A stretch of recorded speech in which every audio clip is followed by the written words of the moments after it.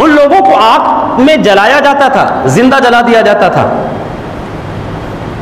وجہ ان کا جرم، ان کا قصور، وما نقموا منهم الا يؤمنوا بالله العزيز الحميد.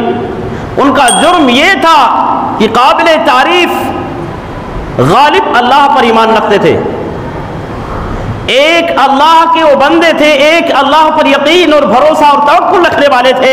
یہ ان کا جرم تھا، یہ ان کا قصور تھا. اس جرم کے پاداش میں انہیں آگ کے حوالے کر دیا جاتا تھا، زندہ جلا دیا جاتا تھا.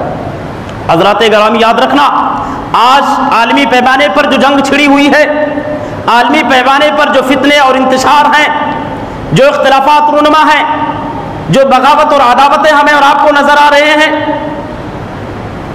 اللہ عز و جل نے ہمیں اور آپ کو دولت ایمان اور اسلام سے جو سرفراز کیا ہے، یقیناً یہ سب سے قیمتی دولت ہے.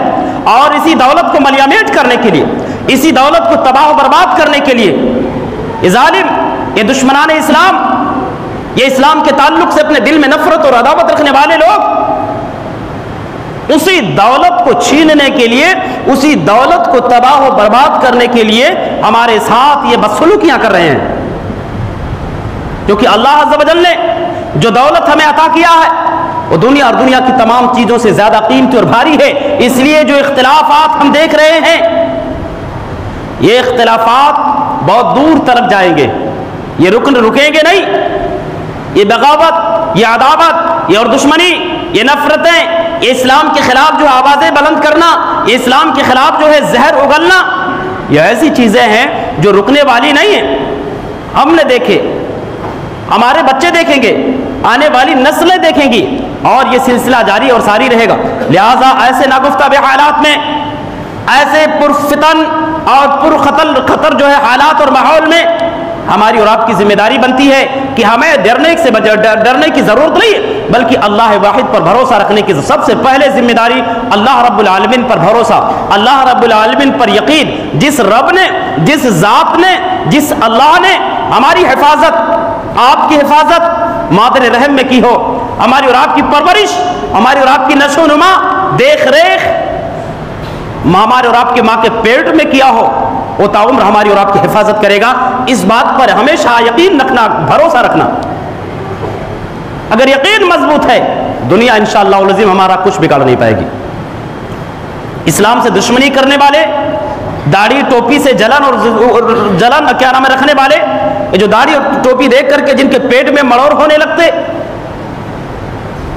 جن کا پیٹ خراب ہوتا، جن کا دل اور ذہن خراب ہو جاتا ہے، یہ ہمارا کچھ بگاڑ نہیں پائیں گے. بس اتنا بھروسہ رکھنا کہ اللہ رب العالمین ہماری حفاظت کرے گا. ایسے پرفتن، پرخطر ماحول میں اللہ رب العالمین پر بھروسہ رکھنا ضروری ہے.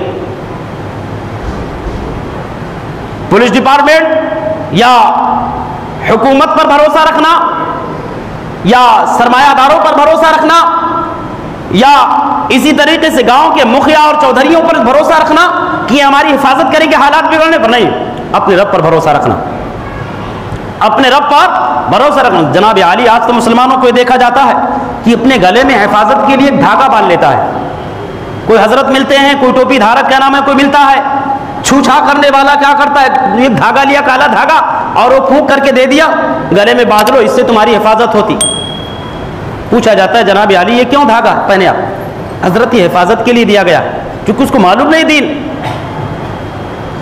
تو اللہ رب العالمین پر بھروسہ رکھنا، مومن ہمیشہ اللہ پر بھروسہ رکھتا ہے. غزوہ بدر کی طرف آپ رجوع کیجئے. مقام بدر میں عرش والے نے مسلمانوں کو فتح نصیب کیا، دشمنان اسلام کو شکست عطا کیا. اس ہار کے بعد ابو سفیان جو بھی مسلمان نہیں ہوئے تھے، انہوں نے چیلنج کیا، مسلمانوں کو دھمکی دی. یاد رکھنا مسلمانوں، اے محمد اور محمد کے ساتھ میں رہنے والے ابو بکر عمر، کان کھول کر کے سن لو، اسی جگہ پر آ کر کے ہم انتقام لیں گے، بدلہ لیں گے، اسی بدر کے مقام میں. اللہ کے نبی نے خاموش بجھا دیا تھا کہ کوئی جواب مت دینا اس کو. اللہ کے نبی اس کے دھمکی اور اس کے چیلنج کے مطابق آئندہ سال وقت متعینہ پر اسی تاریخ میں بدر کے مقام پر ایک چھوٹی سی لشکر لے کر کے پہنچے. ابو سفیان تو کوئی لشکر لے کر وہاں نہیں آئے، لیکن انہوں نے اپنے کچھ چمچوں کو، اپنے کچھ کارندوں اور مخبروں کو مدینہ بھیجا کہ جا کر کے مدینہ کے مسلمانوں کو خوف دلاؤ، اور وہاں پر یہ کیا نام ہے، یہ خبر پھیلاؤ کہ ابو سفیان ایک بہت بڑا لشکر لے کر کے آ رہے ہیں۔ یہ سن کر کے مدینہ کے مسلمان ڈر جائیں گے، گھبرا جائیں گے، آسانی کے ساتھ مدینہ کے مسلمانوں کو کچل لے جائیں گے۔ لیکن انہیں یہ معلوم نہیں تھا کہ محمد الرسول اللہ صلی اللہ علیہ وسلم سے محبت کرنے والے، محمد الرسول اللہ صلی اللہ علیہ وسلم کی آواز پر لبیک کہنے والے، محمد الرسول اللہ صلی اللہ علیہ وسلم کی آواز پر اپنی گردنیں کٹوانے والے ان کے ساتھ میں موجود ہے۔ وہ ایسے باطل طاقتوں کے سامنے جھکنے اور ڈرنے والے نہیں ہیں۔ ان کے کارندے، ان کے چمچے، ان کے مخبر مدینے کے اندر آ کر کے خبریں پھیلا رہے تھے۔ اللہ نے اس واقعے کو نقل کیا، الذین قال لهم الناس ان الناس قد جمعوا لكم فاخشوهم فزادهم ایمانا۔ مدینے میں آ کر کے کہنے لگے لوگوں تمہیں ڈرنے کی ضرورت ہے، ابو سفیان ایک بہت بڑی لشکر تیار کر رہے ہیں، بہت بڑی لشکر لے کر کے مدینہ پر حملہ آور ہونے والے، مدینہ کو ملیا میٹ کر دیں گے، تہس نہس کر دیں گے۔ فاخشوهم، لہذا ڈر جاؤ ان سے، کچھ تو ڈرو۔ ان مخبروں کے ان خبروں نے فزادہم ایمانا، مسلمانوں کی ایمان کو اور بڑھا دیا، اور انہوں نے کہا اللہ ہمارے لیے کافی ہے، ہم اللہ پر بھروسہ رکھتے ہیں۔ لشکر ابو سفیان مدینہ میں تو نہ پہنچ سکا، لیکن ایک تجارتی قافلہ مقام بدر میں پہنچا، مسلمانوں نے اس قافلے سے لین دین کیا، خرید و فروخت کیا، ڈھیر سارے فائدے مسلمانوں کو ملے، اور فائدہ لے کر کے مدینہ میں خوشی خوشی واپس آئے۔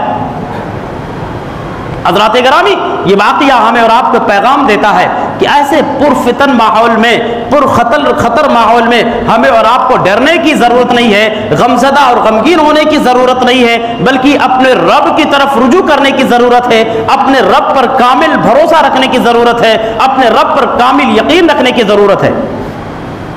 ہماری حفاظت ضرور کرے گا یہ ظالم حکمراں، یہ کیا نام ہے یہ وقت کی حکومتیں جو ہیں، انشاءاللہ العظیم ہم مسلمانوں کا کچھ بھی بگاڑ نہیں پائیں گے، بشرطے کہ ہمارے اندر ایمانی غیرت باقی ہو، اللہ رب العالمین پر یقین اور بھروسہ باقی ہو۔